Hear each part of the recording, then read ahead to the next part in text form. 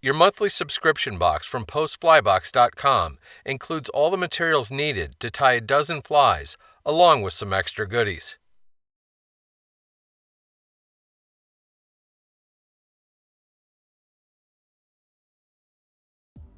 This is a very cool looking, kind of tiger-colored woolly bugger variation. Although it's intended for warm water fish species like bass and bluegill, I'm pretty sure it's more than capable of catching trout and even steelhead as well. Start by feeding the point of one of the hooks into the small hole of one of the orange cone heads. You can then get the assembly firmly secured in the jaws of your tying vise. Solder wire is used to add weight to the fly and to help stabilize the cone on the hook. With the coil in your right hand, get hold of the bitter end in the fingertips of your left.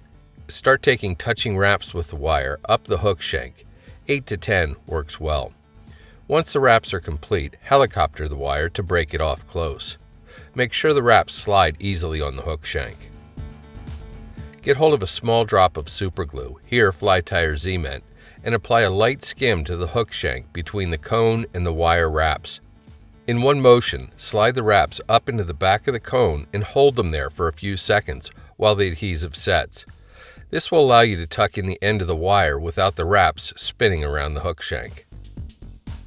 For thread, load a bobbin with a spool of black unithread. Get the thread started on the hook shank behind the wire, and after taking a few wraps rearward, snip off the excess tag. For the tail of the fly, begin by picking up one of the black marabou feathers and strip about 1.5 inches of fibers from one side of the butt end of the feather.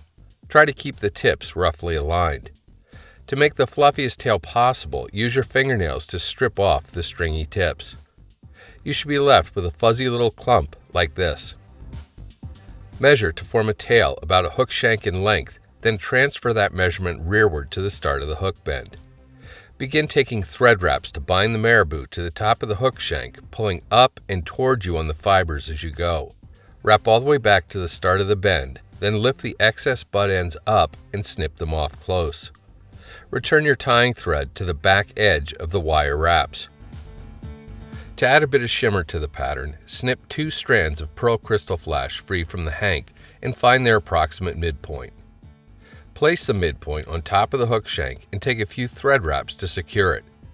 You can then pull the forward pointing portion back over top of the hook shank and begin anchoring that as well.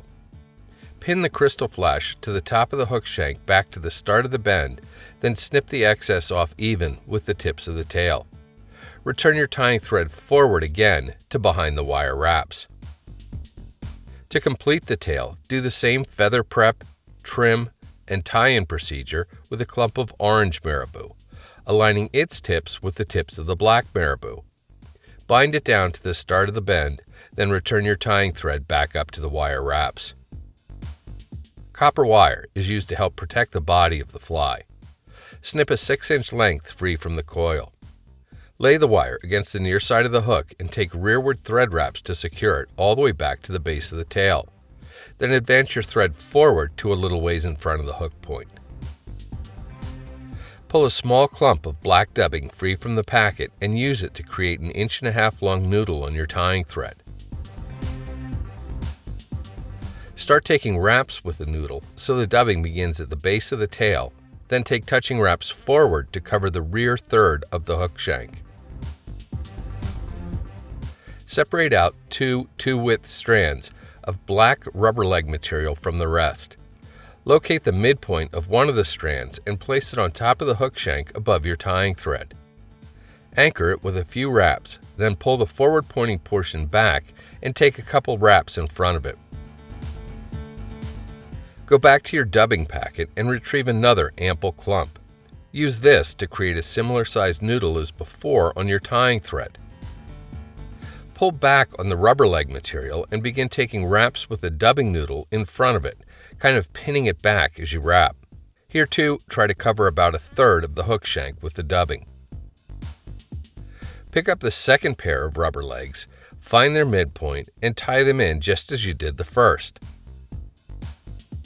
Here too, go back to the dubbing and create a similar sized noodle on your tying thread and use it to pin the rubber leg material back and fill in the area behind the cone.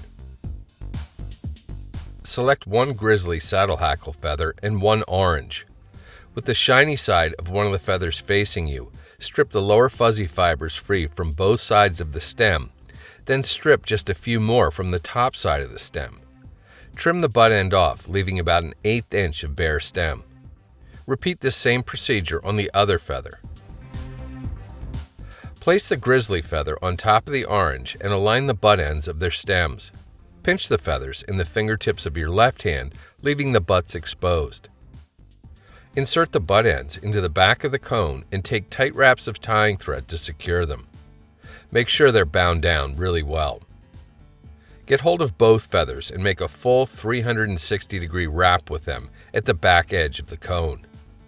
Then begin making open spiral wraps down the body while doing your best not to pin down any of the rubber leg material in the process.